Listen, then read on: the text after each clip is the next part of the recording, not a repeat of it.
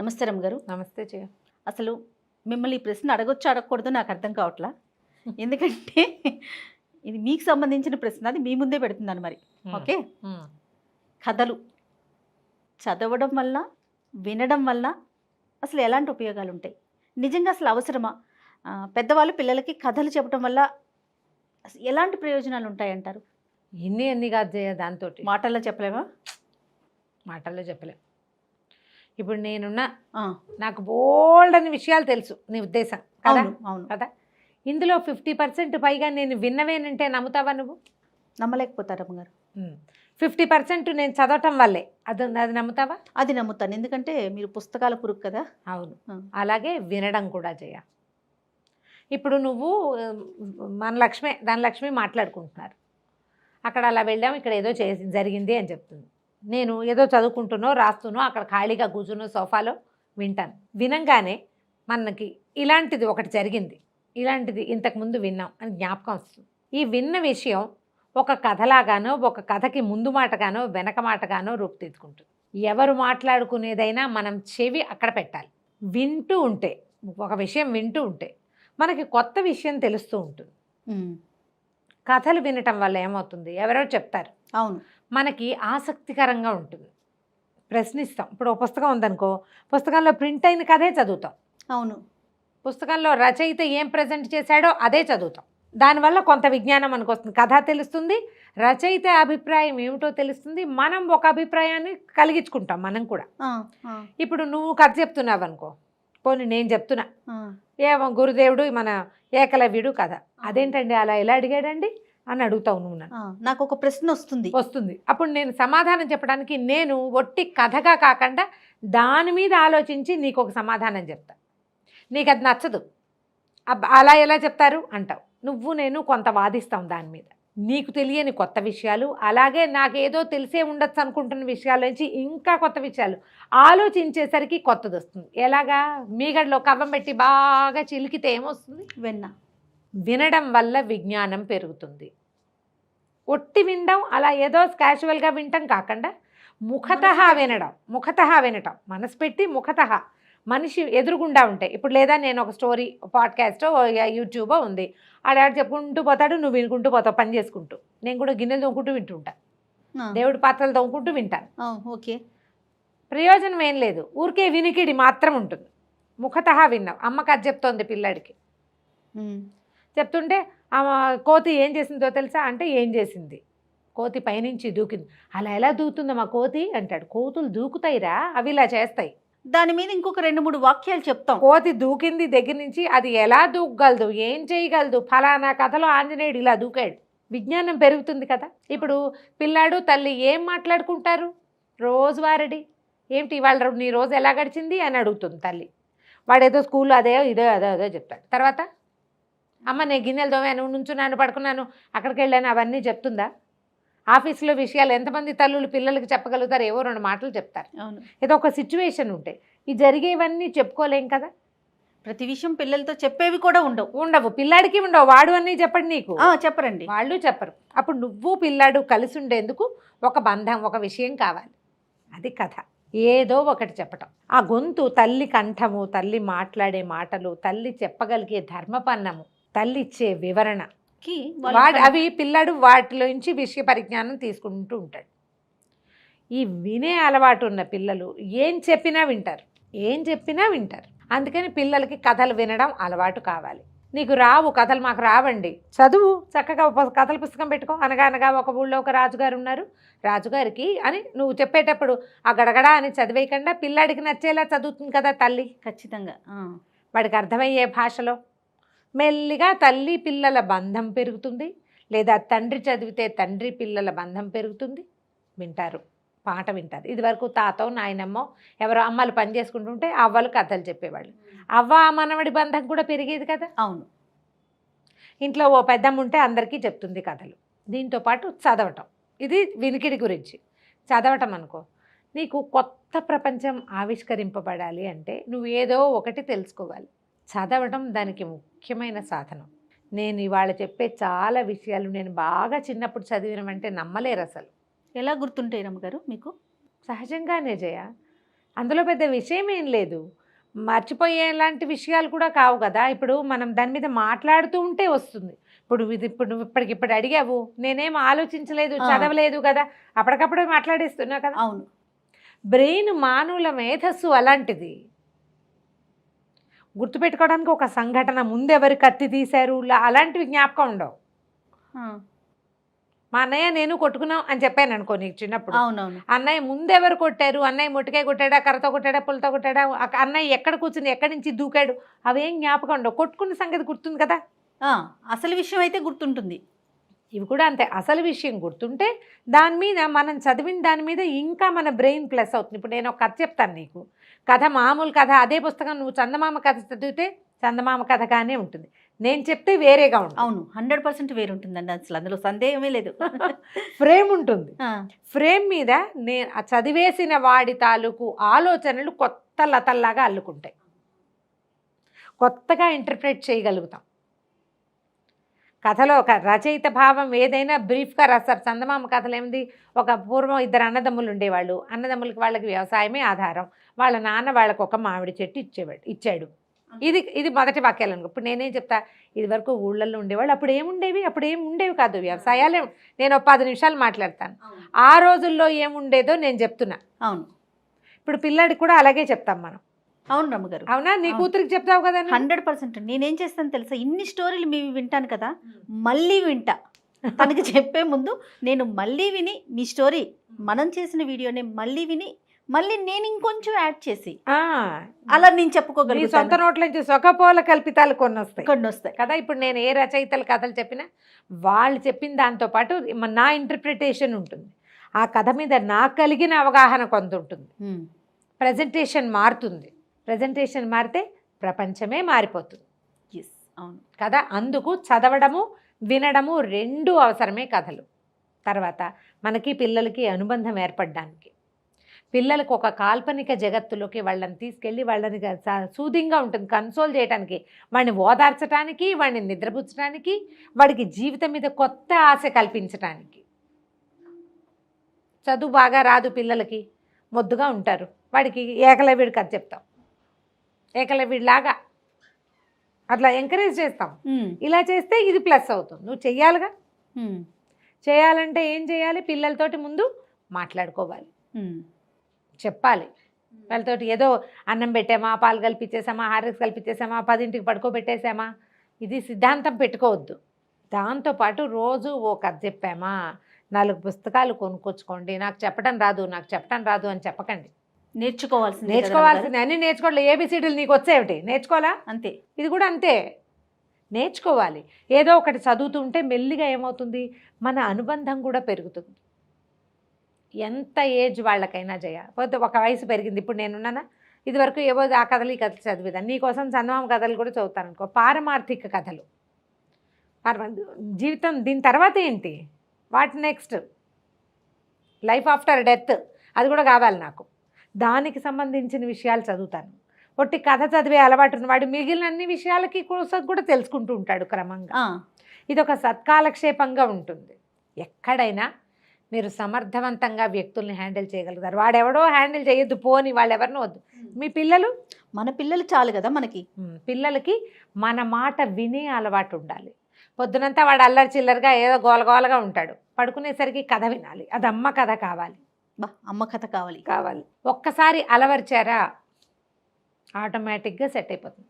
అమ్మ ఏదైనా కథ చెప్పు అనాలి పిల్లలు, నా కూతురులాగా అనేలాగా చేయగలగాలి. మా కమలి కొడుకు ఎంత ఉన్నాడు, కుటియాము ఒక కథ చెప్పు అంటాడు, అదే పాట. వాడికి నాయనమ్మ అంటున్నది ఆము అంటాడు. అలాగే నేను కుటియాము, వాడికి ఒక కథ చెప్పు, ఏదైనా ఒక కథ వినేస్తాడు, 10 వాక్యాలు వెళ్ళిపోతాడు. తర్వాత వాడు వాళ్ళ అమ్మకి చెప్తాడనమాట, కుటియాము ఒక కథ చెప్పింది నాకు. వింటున్నాడు బాగా. వినేవాళ్ళ పిల్లలు ఉంటే బ్రహ్మాండం, వినని వాడిని రాత్రిపూట కూర్చోబెట్టండి, మంచం మీద పడుకున్నాక వాడు ఎక్కడికి పారిపోతాడు. అదే కదా, వాడు ఎక్కడికి పారిపోడు కదా. ఎప్పుడు కూడా చదవటము వినటము ఇచ్చినంత ప్రయోజనాన్ని ఇంకా ఏది ఇవ్వదు. చదవటం, ఇప్పుడు ఒకవేళ మనం ఒంటరిగా ఉన్నాం, జీవిత చరమాంకంలోకి వెళ్ళిపోతాం, పిల్లలు పెద్దవాళ్ళు అయిపోతారు, వాళ్ళ దారి వాళ్ళది, మన దారి మనది, వాళ్ళు ఎక్కడికో రెక్కలు ఎగిరిపోతారు, మనమే మిగులుతాం. ఏదో ఓపికండి అన్నం వండుకుంటాం, ఏదో మొక్క మోడు అవి వాకిలి ఇల్లు వాకిలి చూసుకుంటాం. కాలక్షేపం ఖచ్చితంగా చదవటమే. చదవటం అంత మంచి కాలక్షేపం ఇంకొకటి లేనే లేదు. ఇప్పుడు నేను ఇక్కడికి రాకపోతే నేను ఇంట్లో ఏం చేస్తాను జయ? ఏదో సినిమా చూస్తా, కాసేపు ఎంతసేపు చూస్తాం, సీరియల్స్ నేను చూసేది ఏం లేదు. ఏదో ఒక పుస్తకం, నేను చెప్పాను వంటలు పిండి వంటలైనా మళ్ళీ చదువుకుంటాను ఇంకోసారి. నేను చదవటం అంత ద బెస్ట్ కాలక్షేపం ఇంకొకటి లేనే లేదు. అలవర్చుకోండి, పిల్లలకి నేర్పించండి, కథలు చెప్పండి, ఏదైనా ఒక మంచి విషయం గురించి డిస్కస్ చేయటం, వాళ్ళతో మాట్లాడడం. తర్వాత అసలు మీ మాట వాళ్ళు వినాలంటే మీ మాట వినే అలవాటు ఉండాలి కదా, అలవాటు చేయండి తప్పకుండా అండి. దానికి కథలని మంచి మార్గంగా తీసుకోవచ్చు. పిల్లల పెంపకంలో ఒక భాగం ఏంటంటే మనం చదివి చెప్పటం, లేదా ఎక్కడైనా తెలుసుకుని చెప్పటం, మన మాట వాళ్ళు వినేలాగా చెప్పటం. అది డే 1 నుంచి మొదలు పెట్టచ్చు. చిన్న పిల్లలు అప్పటి నుంచి కథ స్టార్ట్ చేయొచ్చు. కథ చెప్తే వాడు ఏదో ఒకటి వింటాడు, అంటాడు, వింటూ ఉంటాడు. మెల్లిగా విని సూదింగా ఉండి అలవాటయ్యి పడుకుంటాడు. క్రమంగా అది అలవాటు చేసేసేయండి, ఆటోమేటిక్గా సెట్ అవుతుంది. కొంచెం వయసు వచ్చాక వాళ్ళకే చదవటం నేర్పించండి. చదవటం అలవాటైన పిల్లలు ఇతరత్ర బ్యాడ్ హ్యాబిట్స్లోకి వెళ్ళరు. అవునండి, ఇందులో ఎక్కువ ఉంటారు. అవి ఉన్నా కూడా ఇందులో ఉంటారు. దీనివల్ల ఏంటంటే వాళ్ళు ప్రపంచాన్ని తెలుసుకునే పద్ధతులు మారిపోతాయి. అవును, అలాగే వాళ్ళ ప్రజెంటేషన్ కూడా మారుతుంది కదా, బిహేవియర్ మారిపోతుంది, పిల్లలది సరైన ప్రవర్తనలో ఉంటారు. అంతే. తప్పకుండా రమ్మగారు, మరిన్ని మంచి మంచి కథలు మీ ద్వారా మేము వినాలి. నమస్తే రమ్మగారు. నమస్తే జయ. రమ్మగారు, ఏదైనా మంచి స్టోరీ చెప్పండి. కథా సత్సాగరంలోది. చాలా రోజులు కదా, ఈ మధ్యలో చెప్పలేదు. పూర్వం ధర్మగుప్తుడు, చంద్రప్రభ అని భార్యాభర్తలు ఉండేవాళ్ళు. మణికులు అంటే వ్యాపారస్తులు. వణిజ్ అంటే వణిజులు అంటే ఇదన్నమాట, వ్యాపారస్తులు. వాణిజ్యం మీద నుంచి వచ్చే వణిజులు. వాణిజ్యం అని వింటాం కదా, అదే వణిజుల్నే. వాళ్ళు చేసేదే వాణిజ్యం. అయితే ఏమైంది, చాలా కాలం పిల్లలు పుట్ల వాళ్ళకి. ఎంతకాలమో అయితే ఒకసారి కొంతకాలానికి ఎప్పటికో ఎన్నో రకాల పూజలు వ్యవహారాలు అన్నీ చేసిన తర్వాత ఒక కుమార్తె పుట్టింది. ఆ పిల్ల పురుట్లోనే మాట్లాడటం మొదలుపెట్టింది. పైగా అసలు ఎంత వెలుగ్గా ఉందంటే పిల్ల, అసలు ఆ పిల్ల పుట్టేసరికల్లా లోపల పురిటి గదంతా వెలుగుతో నిండిపోయిందిట. పిల్ల మాట్లాడుతుంటే మంత్రస్థానికి కంగారు పడి కళ్ళు పడిపోయింది. చిలకత్తలు పరిగెత్తుకుంటూ వచ్చారు. పిల్ల ఏంటో మాటలు వినపట్టినాయి. ఆము కేవు మంటల్లా, అది కేర్ మంటల్లా విచిత్రంగా మాట్లాడుతోంది. అక్కడి నుంచి లోపలికి వెళ్ళాడు. తండ్రిని పిలిచారు. మన తండ్రితో మాట్లాడతాను పిలవమంది. పిలుచుకుపోయారు. పిలుచుకెళ్ళాక లోపలికి వెళ్ళి చూస్తే ఏముంది, పిల్ల అంతా వెలుగ్గా ఉంది. పిల్ల బ్రైట్గా మెరిసిపోతుంది. మహాద్భుత సౌందర్యవతి అయిన చంటి పిల్ల. అదేమో నోటి తెచ్చి మాట్లాడుతుంది. అక్కడి నుంచి ఏమంది, మరి నేను ఒక దేవతని, నీ ఇంట్లో పుట్టాను, నాకు వివాహం చేయకూడదు, నన్ను నీ పిల్లగా పెంచుకో, నా వ్రతం తీరాక నా దారిని నేను వెళ్తా, అప్పటిదాకా నీకు పుత్రికా సంతానం పిల్లలు లేరని బాధపడుతున్నావని మీ ఆవిడ గర్భాన్ని పడ్డా, నేను అమ్మా నాన్న అని పిలుస్తాను, కూతురుగా పెంచుకో, వివాహాలు ఆడపిల్లని చేయకూడదు అని చెప్పేసరికి నేను సరిగినేమనుకున్నాడు, అలాగేనన్నాడు. కట్టడి చేశాడు. పిల్లకి అందరికీ చెప్పాడు ఈ విషయం బయటికి రానివ్వకూడదు అని. ఆ మంత్రస్థాన్ని, పురుడు పోసిన మంత్రస్థాన్ని వాళ్ళ ఇంటోదే, దాన్ని కూడా ఇంట్లోనే ఉంచుకున్నారు. చెలికత్తలకు ఖచ్చితంగా చెప్పాడు ఈ విషయం బయటికి రానివ్వద్దు, పిల్ల మాట్లాడుతుందని.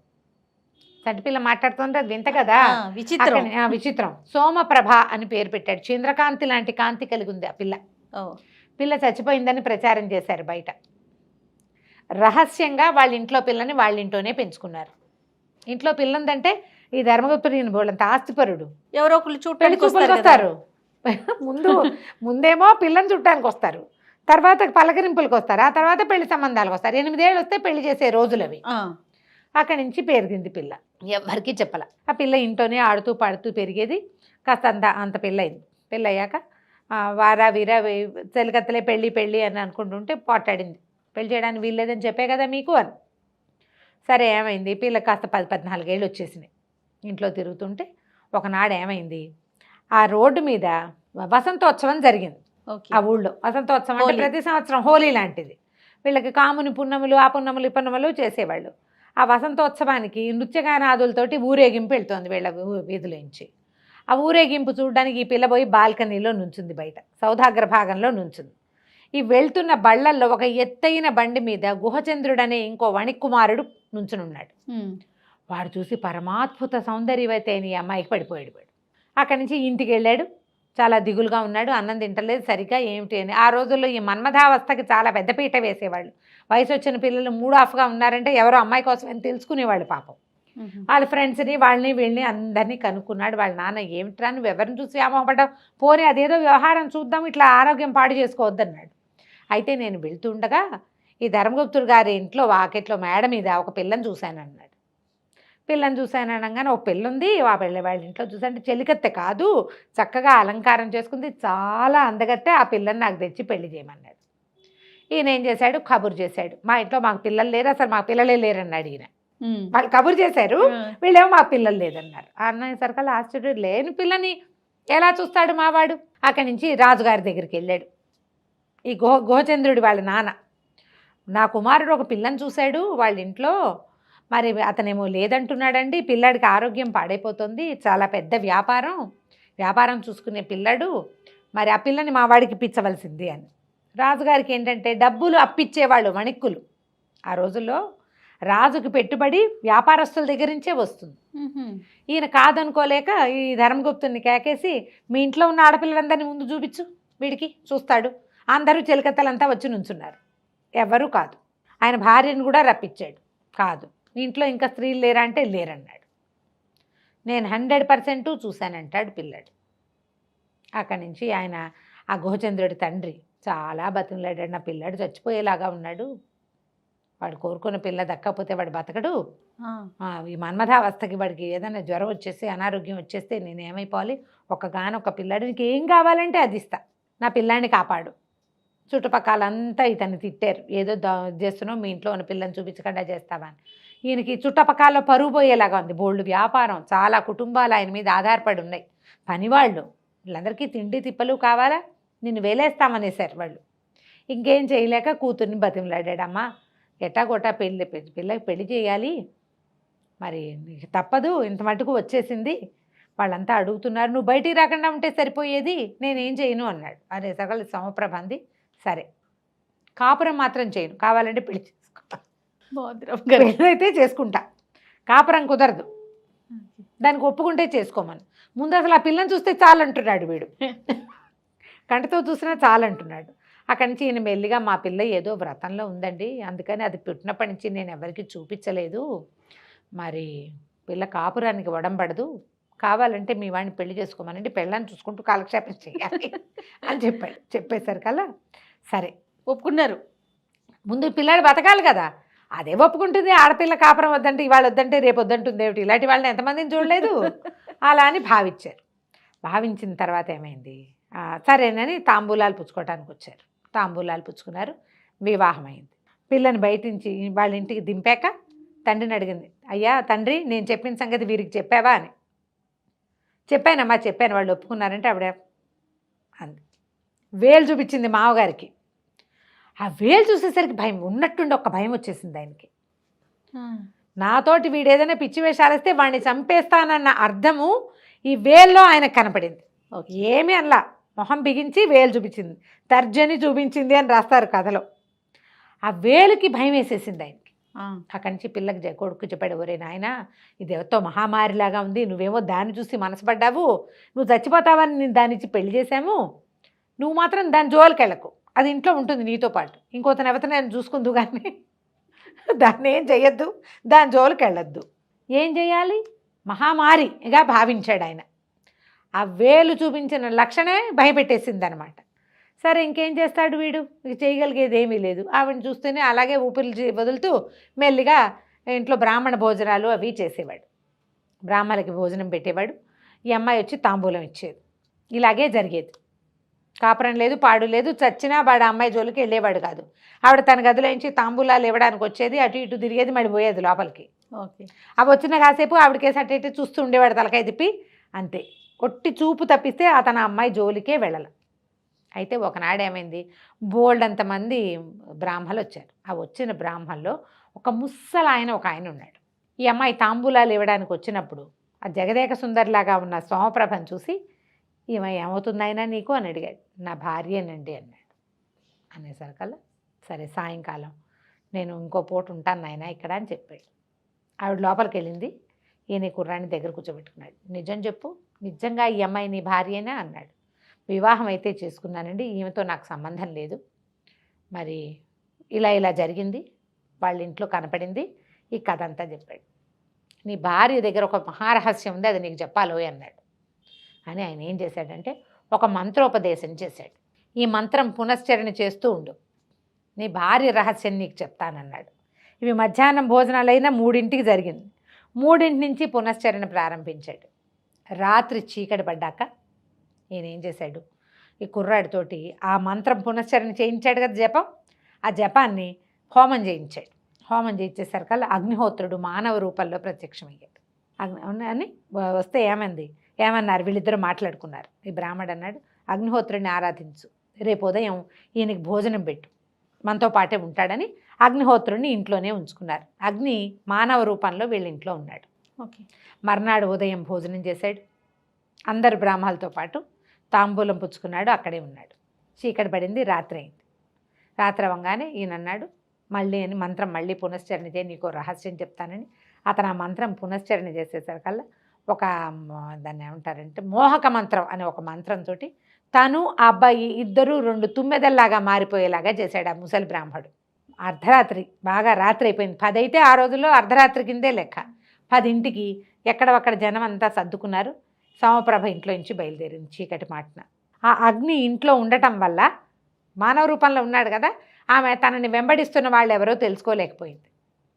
నడుచుకుంటూ వెళ్తోంది. ఆ వెనకాలే ఈ తుమ్మెదల రూపంలో ఉన్న ఈ బ్రాహ్మడు, మన ఈ కుర్రాడు గుహచంద్రుడు ఇద్దరు వెళ్ళారు. వెళ్తే ఇప్పుడు అలా వెళ్ళి ఒక పెద్ద శ్మశానంలోకి వెళ్ళింది. అక్కడ పెద్ద వటవృక్షం, దాని కింద పోళ్ళంతమంది శాకిని ఢాకిని గణాలు ఉన్నాయి. ఒక మహాసౌందర్యవతే ఒక ఆవిడ వీణ వాయించుకుంటుంది. ఈవిడ పోయి ఆవిడ పక్కలో కూర్చుంది.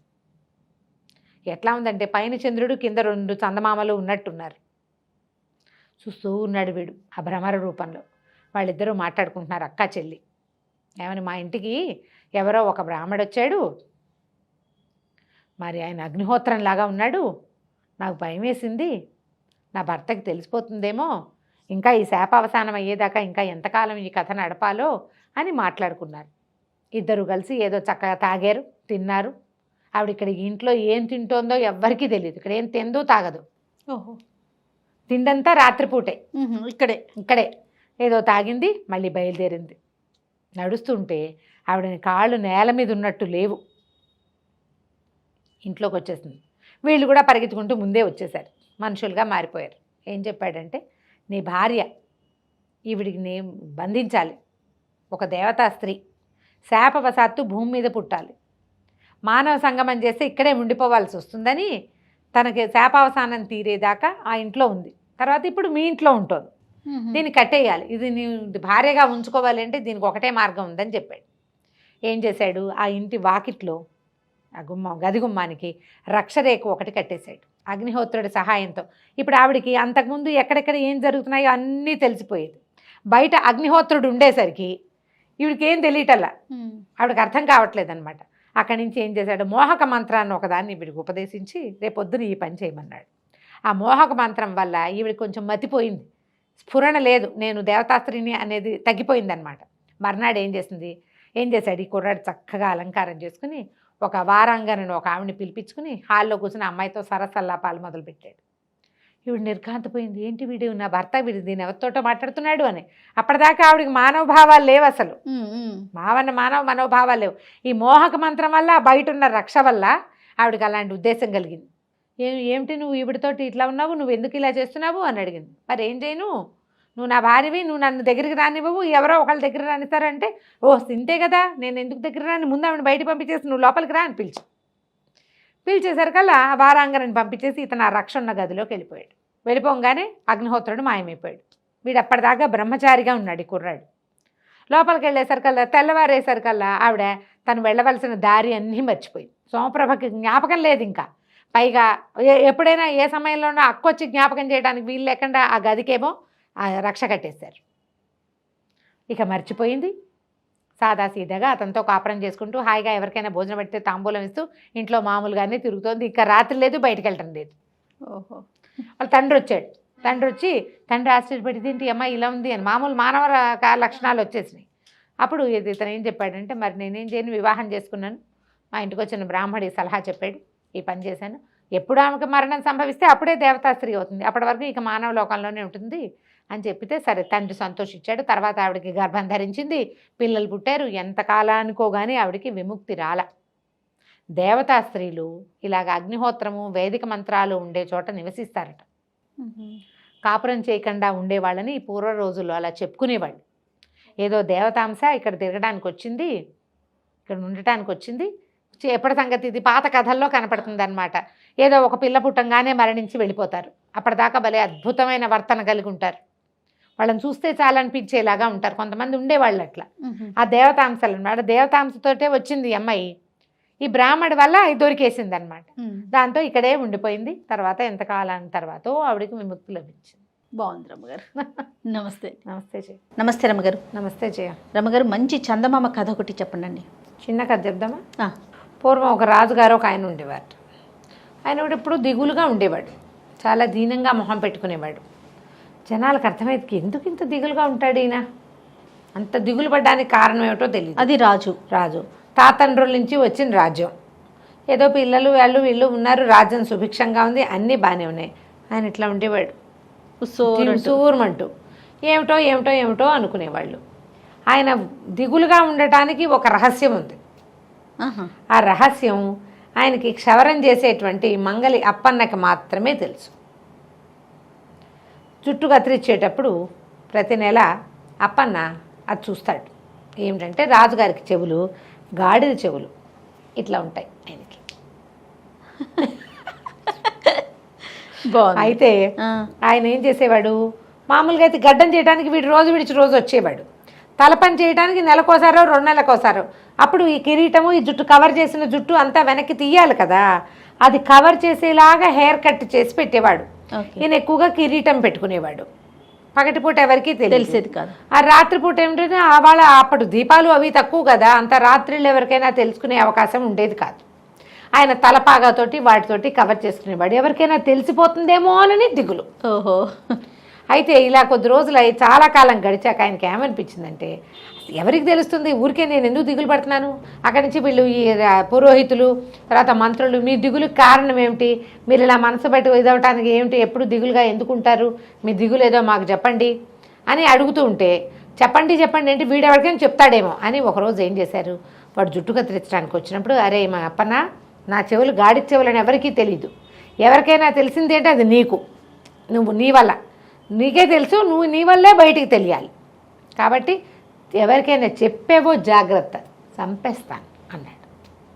అప్పటిదాకా అప్పన్న క్యాజువల్గా తీసుకున్నాడు. వాడికి తెలుసు చిన్నప్పటి నుంచి రాజుగారికి కాడ చెప్పద్దు అనగానే కడుపులో ఉబ్బరం వచ్చేస్తుంది. ఎవరికైనా అంతే కామన్. అది ఎవరికి చెప్పకూడదంటే ఎవరికి తెలియని ఒక రహస్యం నాకు తెలిసి అనిపిస్తుంది, పిల్లలకు కూడా ఇప్పుడు చెప్పేద్దామా అని ఉంటుంది. అక్కడి నుంచి అన్నం వరటం మానేసింది వీడికి, కడుపు ఉబ్బరం. అక్కడి నుంచి వాళ్ళు ఆవిడే రోజు తినేదే తిన్నావు, ఎందుకు ఏమిటి నువ్వు ఎందుకున్నావు ఇట్లా, ఆ మొహం అట్లా పెట్టుకుంటావేమిటి ఆవదాగినట్టు, ఎందుకు అట్లా ఉన్నావు అని ఓహో నిలదీసింది అడిగింది. అసలు ఏమైనా ఉందా విషయం, ఏదైనా దాస్తున్నావా మనసులో పెట్టుకుని, నాకు చెప్పు, నేను ఎవరికి చెప్పను. సరే ఇక అన్నం అరగటల్లా వీడు రాజుగారు బాగానే ఉన్నారు ధైర్యంగా, ఎందుకంటే అప్పిగాడిని బెదిరించా, వాడు ఎవరికి చెప్పడు అని ఈయన కొంచెం యాక్టివ్గా కనపడటం మొదలెట్టాడు. జనమంతా అబ్బా పర్వాలే రాజుగారు బాగున్నారు అనుకున్నారు. రాజుగారి నీరసం అంతా అప్పిగాడికి వచ్చింది. వీడేం చేశాడు, ఒక వారం చూశాక డాక్టర్ దగ్గరికి పోయారు. పోయేసరికల్లా డాక్టర్ అన్నాడు, ఏమిటి నాడైతే బాగానే ఉంది, నువ్వు తింటున్నవేవో మీ ఆవిడ లిస్టు చెప్తోంది, అవి అరక్కపోవటం అంటూ లేదు, నువ్వు తినే తిండి ఎంత, నువ్వు చేసే పని ఏమిటి, ఏదైనా రహస్యాన్ని తెలుసుకున్నావా, దాన్ని దాచిపెట్టావా, గుర్తించాడు అని అడిగాడు డాక్టర్. నీ మనసులో ఉంది, నీ సమస్య పొట్టలో లేదు, మనసులో ఉంది, రహస్యం అంటూ ఉంటే ఓ పని చేయి, ఎవరో ఒకళ్ళకి చెప్పేసి ఈ బాధ తీరిపోతుంది. అంటే ఎవరికి చెప్తానండి, ఎవరికైనా చెప్తే తలకాయ పోతుందండి అన్నాడు. నాకు చెప్పంటల్లా డాక్టర్, ఈ తలకాయ నొప్పి నాకెందుకని, మీ ఆవిడకి చెప్పబోయానండి. అయ్యో మా ఆవిడ సంగతి మీకేం చెప్పాలండి, టముకేసినట్టేనండి, దానికి చెప్పామంటే సాయంత్రానికల్లా నా పేక ఉత్తరించేస్తారు, నాతో పాటు దానికి కూడా పోతుంది, అది అసలు చెప్పకుండా ఉండటం అనేది దాని జీవిత చరిత్రలో లేదు. మా ఆయనకి కడుపుబ్బరమని ఇప్పటికి 1,00,000 మందికి చెప్పింది, కుదరదండి అన్నాడు. ఎవరో ఒకళ్ళకి చెప్పాలిరా నాయన, నీ జబ్బు ఇంకోలా తగ్గదు, చెప్పి తీరాల్సిందే, అంతే నీ సంగతి. సరే వీడు వారం 10 రోజులు తిరిగాడు, ఇటు అయిపోయాడు. ఇంకా అన్నం సాయించట్లా, సాయించిన అరగటల్లా, నిద్ర పట్టదు, చెప్పకూడదు. ఏ నిద్రలోనో వాగేస్తానేమో నేను భయం, పెళ్ళాం వినేస్తుందని టెన్షన్. అందుకని అది నిద్రపోయేదాకా వీడు పడుకునేవాడు కాదు. ఇంకా నీరసం రాదు, ఓపిక లేని వాడికి నిద్రే ఆహారం. అవును. ఆ నిద్రపోకపోతే వాడికి మందు పనిచేయదు. ఇంకా సరే ఏం చేశాడు, రాజుగారికి పనిచేసి తిరిగి వస్తుంటే కొంచెం ఈ చల్లగాలి పోసుకుందామని వచ్చే దారిని కాకుండా అటా అడవి దారి వైపుకి వెళ్ళాడు. వెళ్తే అడవి దారిలో ఒక పెద్ద బ్రహ్మాండమైన పుట్ట ఒకటి ఉంది. పాములు లేవు, చీమలు పెట్టిన పుట్టే బోలుగా కనపడుతోంది. సరే ఏమనుకున్నాడు, ఎవరో ఒకరికి చెప్పేయాలంతే. చకచక వెళ్ళి ఆ పుట్ట దగ్గర చప్పట్లు తట్టి చూశాడు, దాని నేలను తన్ని చూశాడు. ఏమీ పాములు లేవు, అన్నీ వ్యాఖ్యాలకి పోయినాయి. పాములు ఉండాలి, చీమలు పెట్టిన పుట్టలో పాములు ఉంటాయి, చీమలు లేవు, పాములు లేవు. ఆ పుట్టలో ఇట్లా మోహం పెట్టాడు పెద్దది, అది ఇట్లా హోల్సల్లే ఉంటుంది కదా, పెట్టి రాజుగారి గాడి చెవులో, రాజుగారి గాడి చెవులో హోయ్ ఓహోయ్ ఓహోయ్ అని 5-6 సార్లు చెప్పేసి అమ్మయ్య అని ఒక పెద్ద తేనిపొచ్చి ప్రశాంతంగా అయిపోయాడు, వెళ్ళిపోయాడు. బాగుపడ్డాడు. వాడికి ఏం అవ్వాల, ఇంకా బాగానే చెప్పేశాడు కదా. పుట్టలో అయిపోయింది. సంవత్సరంన్నర గడిచింది, 2 ఏళ్ళు కూడా గడిచాయి. రాజుగారు కులాసాగానే ఉన్నాడు, అప్పలకొండ కులాసాగానే ఉన్నారు, బాగుంది. అయితే ఏమైంది, తర్వాత సంవత్సరం మరుసటి సంవత్సరం బ్రహ్మాండమైన వానపడి, బాగా వానలు విపరీతంగా పడి ఈ మహావాల్మీకంలాగా ఉండే పుట్ట సాగపడికి పైగా కరిగిపోయి, ఆ పుట్టలోంచి దాని లోపల అడుగున ఎక్కడో ఉన్న వెదురు మొలక మొలిచి పెద్ద వెదురు చెట్టు అయింది. అది వెదుళ్ళ దగ్గరే పుట్టొచ్చింది, ఆ పెద్ద మొక్క చచ్చిపోయింది. ఈ వర్షం బాగా పడి పుట్ట నానిపోయి ఆ లోపల ఉన్న మొలక పెద్దదైపోయింది. వెదుళ్ళు సడన్గా వస్తాయిట, పెద్ద పెద్ద పెద్ద పొదగా అయింది. తర్వాత 2 ఏళ్ళు 3 ఏళ్ళకి రాజుగారు పెద్ద సభాభవనం ఒకటి కట్టించారు. అందులో సంగీత కచేరీలకి వారా వీర చాలామంది పిలిచారు. పై ఊళ్ళ నుంచి కూడా ఎంతమందో వచ్చారు వాద్య కచేరీలకి. అక్కడలో ఒక సంగీత విద్వాంసుడు ఒక మంచి వేణునాదం వచ్చు ఆయనకి. ఆ వేణువు కోసం వెతుక్కుంటూ కొత్త వెదురు కావాలని అడవిలోకి వెళ్ళి ఈ పుట్ట మీద ఉన్నటువంటి వెదురులోంచి 2 మంచి సలీసుగా ఉన్నటువంటి సన్నటివి బాగున్నవి తెచ్చుకున్నాడు. కాకపోతే తొలిగా రాజుగారి దగ్గరే వాయించాలనుకున్నాడు. ఆ వెదురు ఇంత పొడుగు వస్తుందా, దానికి హోల్స్ కొట్టాడు. మూసి చూస్తే గాలి ఇటు నుంచి అటు వెళ్తోంది, బాగుంది. అదే కదా మనకు కావాలి. సరే వెళ్ళాడు. వెళ్ళిన తర్వాత అందరూ తలా ఒక కచేరీ చేశారు. ఈయన కూడా మృదంగ విద్వాంని, వైలిన్ విద్వాంసుడిని, వెనకాల తంబురా వాళ్ళని, టింగ్ టింగ్ మన తాళం కొట్టే వాళ్ళందరినీ కూర్చోబెట్టుకుని పువ్వు అని ఊద్దాం అనుకున్నాడు. ఊదేసరికి రాజుగారి చెవులు గాడి చెవులు అని వచ్చింది అందులో నుంచి.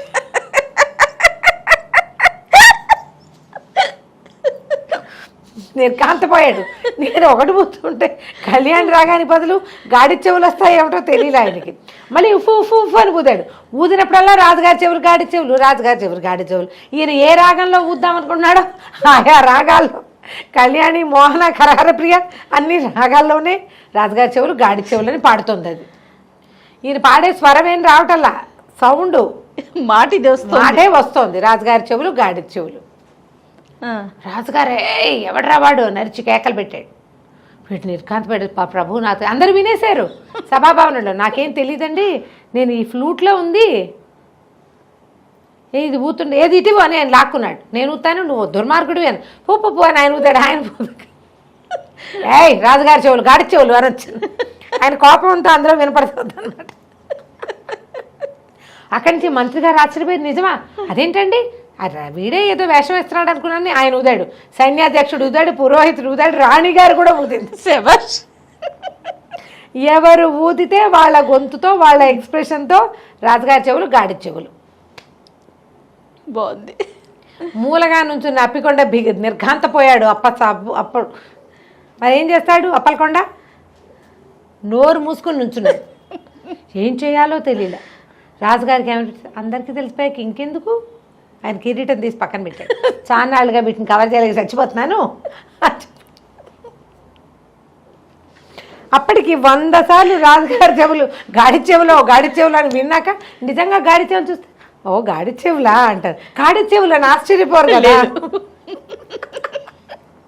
100 సార్లు విన్నాక క్యాజువల్గా ఉంటాయి అవన్నీ. అందరూ ఆ మామూలుగా చూశారు.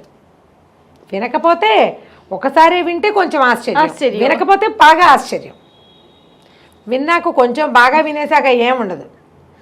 అంతే, ఫస్ట్ టైం విన్నప్పుడే షాకింగ్. అంతే రమ్మగారు, ఏ విషయమైనా అంతేగా. ఇంకా దీన్ని కవర్ చేయడం ఎందుకు? అప్పన్న రేపొద్దున వచ్చి చెవుల మీద జుట్టు కత్తిరించారు, ఆ విసుగొస్తుంది జుట్టు భరించలేక అన్నాడు. మర్నాడు అప్పలకండ కొనుక్కుంటూ వచ్చాడు. రాజుగారు కులాసాగా ఉన్నారు. హాయిగా డిప్పకటింగ్ చేయించుకుని చక్కగా ప్రశాంతంగా గాడి చెవులను అందరికీ చూపిస్తూ తిరగడం మొదలుపెట్టాడు. అసలు అప్పన్న తనకపోతే ఇష్యూడే లేదు. భయపెట్టకపోతే వాడు ఊరుకునేవాడు. అతను క్యాజువల్ గా తీసుకున్నాడు. రాజుగారు అందరి చెవులు ఇలాగే ఉంటాయి. రాజుగారు అంటే ఆ మాత్రం చెవులు ఉండాలనుకునేవాడు పాపం. బెదిరిచ్చేసరికి వచ్చిందనమాట కథ కంచికే మనం ఇంటికి. చాలా బాగుంది రమ్మగారు. నమస్తే. నమస్తే రమ్మగారు. నమస్తే జయ. రమ్మగారు, దురాశ దుఃఖానికి చేటు ఎప్పటి నుంచో వింటున్నది, అందరికీ తెలిసిన విషయమే. దీని మీద మనం చాలా స్టోరీలు చెప్పుకున్నామండి. అవును, ఎన్ని చెప్పుకున్నా ఎన్నిసార్లు మాట్లాడుకున్నా ఇది మాత్రం కొత్తగానే అనిపిస్తూ ఉంటుంది. ఎందుకంటే ఆశ పాపజాతి అన్నింటికంటే అన్నారు. అంతే, అదే కదా మనని బతికించేది. అవును, ఆశల్లో మళ్ళీ ప్రత్యేకమైంది దురాశ. ఆశ పడాలి, దురాశ పడకూడదు. అవును, దురాశ ఎప్పుడు దుఃఖానికే చేటు. ఏదో కూడా వెళ్తూనే ఉంటాం కదా రమ్మగారు. అంటే మనం పడేది దురాశగా మనం అనుకోం జయ, అది ప్రధానం. అంతే, ఆశగానే భావిస్తాం. మనం మోతాదు మించి ఎక్స్పెక్ట్ చేస్తున్నాము అని మనకి తెలీదు. ఎవరైనా చెబితే మనకు కోపం వస్తుంది. శక్తికి మించి, ఇప్పుడు మన టాలెంట్కి మించి ఎక్స్పెక్ట్ చేసేస్తాం. అదే, కానీ నాకు రావట్లేదో అని ఎవరికైనా వచ్చిందో అని ఫీల్ అవుతాం. ఉంటాయి. అవునవును. దురాశ దుఃఖానికి చేయటం. మంచి మంచి కథలు ఉన్నాయి. చందమామ కథ ఒకటి చెప్దాం. సూపర్. పూర్వం ఒక నారాయణపురం అనే ఊర్లో ఇద్దరు అన్నదమ్ములు ఉండేవాళ్ళు. ఇద్దరు వైద్యులే, ఇద్దరు డాక్టర్లే. ఆయుర్వేద వైద్యం అన్నమాట. అయితే ఊళ్ళల్లో చేసేవాళ్ళు కదా, వైద్యులు అంటారు వాళ్ళని. రకరకాల వైద్యాలంటే కొన్ని గచ్చాకు పుచ్చాకు వైద్యాలు, ఎక్కువ పెద్ద పెద్ద సమస్యలు అయితే ఆయుర్వేద పుస్తకాలు తిరిగేసి వైద్యం చేసేవాళ్ళు. అయితే వీళ్ళల్లో పెద్దవా ఆయన ఏంటంటే, ఆయన పేరు ఏదో దాసు గారు. ఈ దాసుకి ఏంటంటే ఫోన్లే వాడి శక్తినుసారం ఇస్తారని సరైన వైద్యం చేయటం.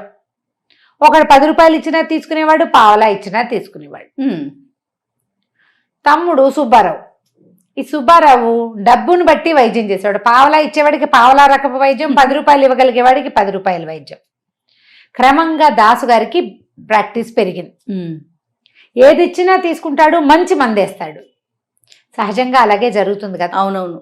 మనిషిని చూసి మందేసే వాళ్ళకి ఎక్కువ రోజులు మంచి పేరు ఉండదు. క్రమంగా ఏమైందంటే దాసు గారికి చాలా ప్రాక్టీస్ పెరిగింది. ఈ సుబ్బారావు గారికి తగ్గుమొహం పట్టేసింది. పేర్లు ఏవో ఉన్నాయి, నాకు గుర్తులేక ఈ పేర్లు చెప్తున్నాను అనమాట. ఓహో. అయితే క్రమంగా ఇలా అయ్యింది. అయ్యేసరికల్లా భార్య ఎంతసేపు ఏదో ఒకటి అనేది. ఎవరు? సుబ్బారావు భార్యనా? మీ అన్నయ్య సంపాదించుకుంటున్నాడు, నువ్వు ఇలాగే ఉన్నావు, నువ్వు ఇలాగే ఉన్నావు, నువ్వు ఇలాగే ఉన్నావు అంటే ఒకసారి ఆయన విసుగు పెట్టింది. ఈ సంసారం ఎవడిస్తాడు, ఈ వైద్యం ఎవడు చేస్తాడు, ఎందుకో నాకు అలాగే వచ్చు, నాకు ఇంకోలా చేయటం రాదు, చచ్చిపోదామా అనుకున్నాడు. ఊరికే ఒక ఉద్రేకంలో ఒక ఊహలు వస్తూ ఉంటాయి. డాక్టర్ని, నేను ప్రపంచాన్ని మేలు చేయగలిగిన వాడిని, నేను చావటం ఏంటి, కొంచెం రీజనబుల్ గా చేద్దాం, అలాంటి ఊహలు రావు. అవి ఎప్పుడు వస్తాయి? మంచి ఆలోచన విధానాలు బాగున్న వాళ్ళకి అలాంటివి వస్తాయి. లేదా పక్కన భార్య ఉందా, మీ ఎంతసేపు ఎత్తిపడవకుండా మీ అన్నయ్య ఎట్లా చేస్తున్నాడో చూడవయ్యా, ఆయన చేసినట్టు చెయ్యి అని చెప్పితే వస్తాయి.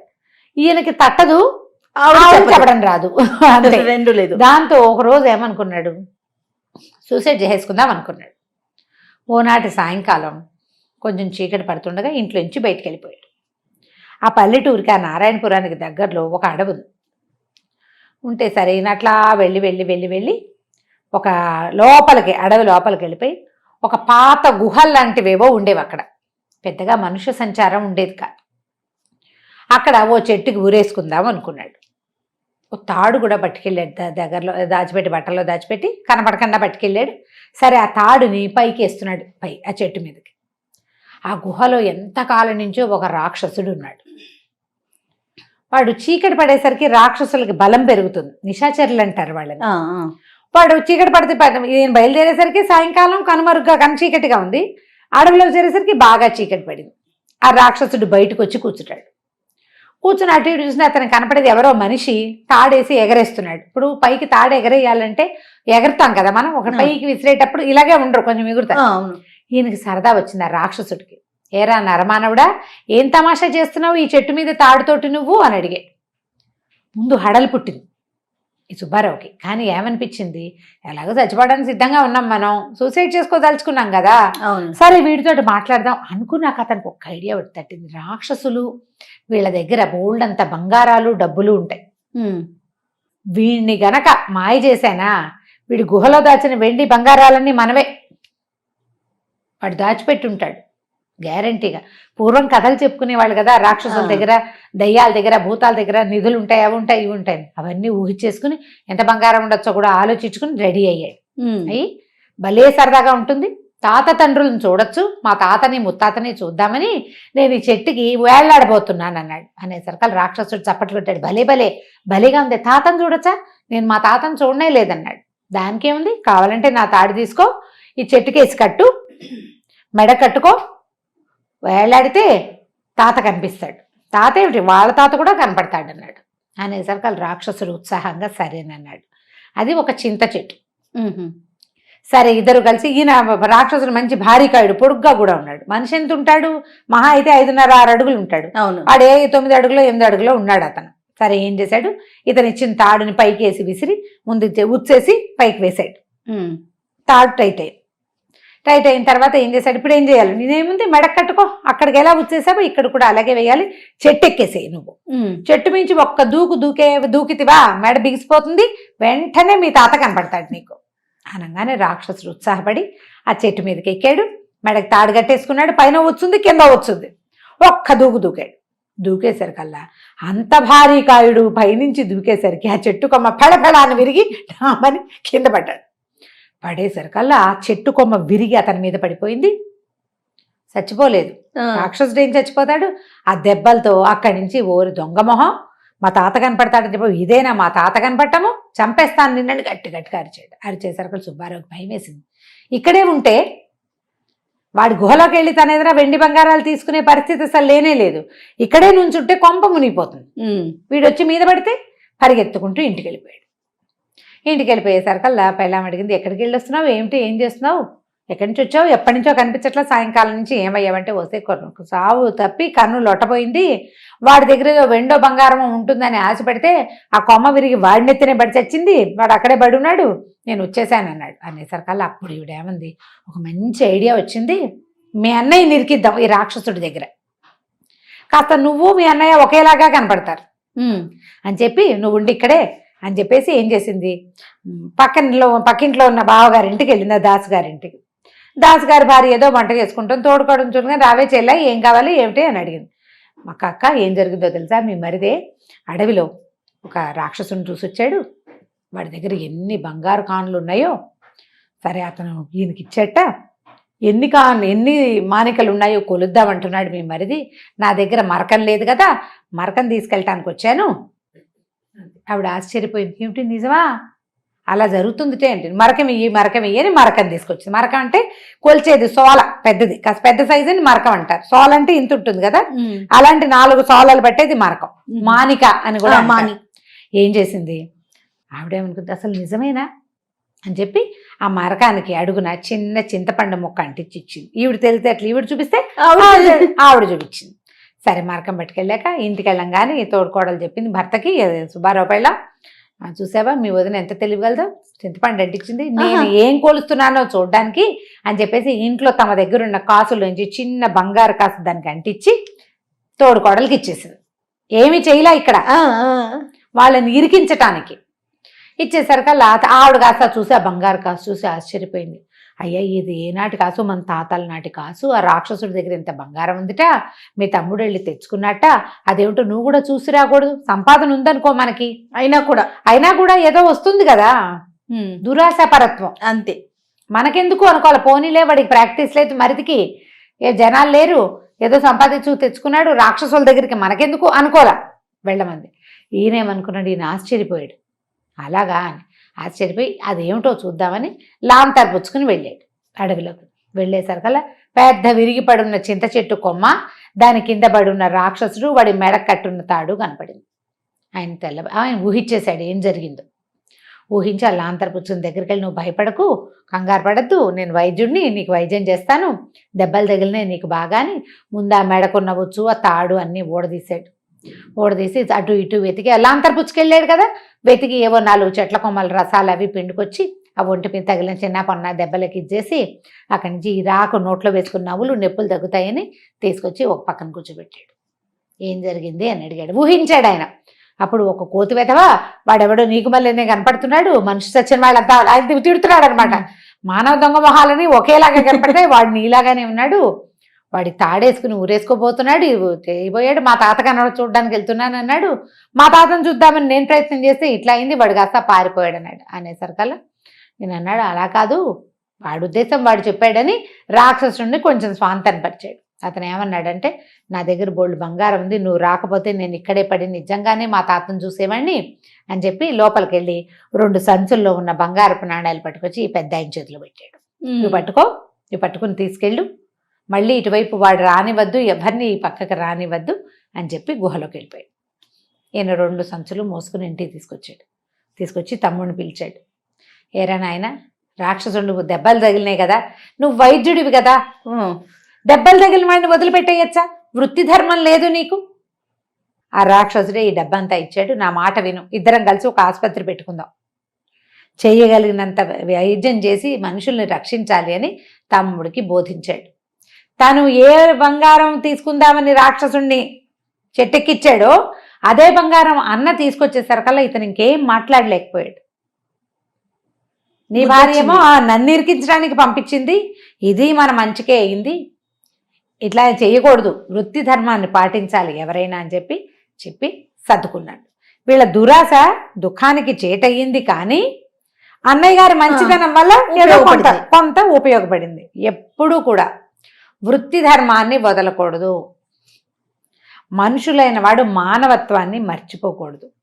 ఎంత ఆశున్నా సరే అంతే, ఎంత ఆశున్నా చచ్చిపోయిన వాడిని బతికే ఉన్నాడని మోసం చేయకూడదు, బతకని వాడిని వీడు బతుకుతాడని మోసం చేయకూడదు. వృత్తి ధర్మాన్ని పాటించాలి కదా ప్రతివాడు. ఆశ పెట్టాలి కానీ అత్యాశ పెట్టకూడదు, ఆశపడాలి కానీ దురాశకు వెళ్ళకూడదు. చిన్న చిన్న కథలు, ఎంత చక్కటి కథలు ఉంటాయో 80s 70s చందమామ కథలు. అవునవును, మంచి నీతున్న కథలు పిల్లలకి చెప్తానికి కూడా చాలా బాగుంటాయి. రమ్మగారు, నమస్తే అండి. నమస్తే జయ.